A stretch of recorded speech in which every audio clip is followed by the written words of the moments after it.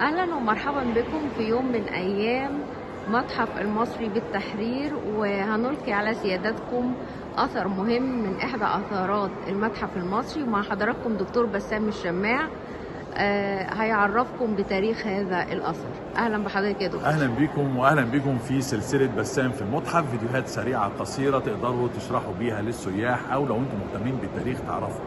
احنا بنتكلم على الكلام الغير كلاسيكي، الكلام الكلاسيكي موجود في الكتب وموجود في الكتالوج بتاع المتحف تقدروا ترجعوا له، لكن انا بشاور على بعض الحاجات في الاثار. ورايا رمسيس الثالث، هذا الملك المغوار اللي حكم حوالي 29 او 30 سنه، قائد عسكري على اعلى مستوى. نحن نتكلم عن رمسيس الثالث مش الثاني اللي انتم عارفينه كلكم. ايضا هذا الرجل قاد مصر في حروب وانتصارات على اعلى مستوى. التمثال عجيب وغريب وربما يكون مش مكرر كثيرا. اولا ساب فجوات، وده ما كانتش من عادة المصري القديم في كثير من التماثيل الحجرية. ده واحد. اتنين، لقينا الملك يرتدي التاج الابيض، على يمنا ست وهو معبود الصحراء والجدب والجفاف، وبعد كده في بعض النظريات المصرية القديمة أصبح معبود الشر. هو الذي قتل أسير أخوه عشان كان غيران منه اللي هو أوزوريس. طيب هو أيضا معبود كان مبجلا عند بعض الملوك. عندنا ملك اسمه ساتي اللي احنا نسميه ساتي.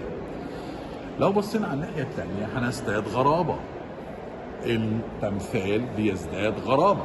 لقينا حورس. طيب حورس مع سات والملك والاثنين بيحطوا التاج على راس الملك. ازاي؟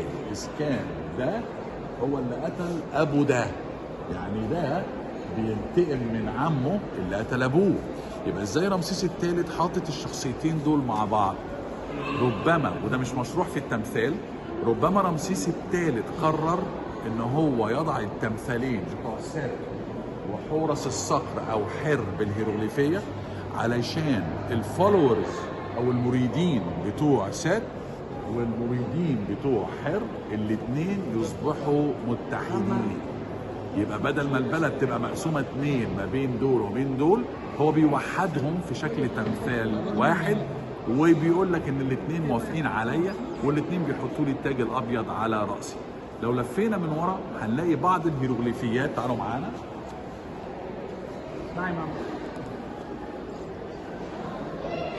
هنلاقي هيروغليفيات على اعلى مستوى، ودي من مميزات الهيروغليفي في وقت الملك رمسيس الثالث. لو رحتوا الاقصر لازم تروحوا معبد مدينه هابو، حيث اقوى هيروغليفيات واعمق هيروغليفيات هتشوفوها في حياتكم. عندنا طبعا نبتاوي، نب سيد، تا ارض، اتنين ارضين، نبتاوي سيد الارضين، وهنا هو قصده مصر العليا والدنيا. وبعدين اسم الملك، ثم لقب اخر له صا-رع ابن رع، وهكذا. اذا نحن كنا امام تمثال ربما يكون من النوادر. ربما النحات المصري هنا بيعمل حاجه اوت اوف ذا بوكس، بل ان رمسيس الثالث شخصيا بيعمل حاجه اوت اوف ذا بوكس.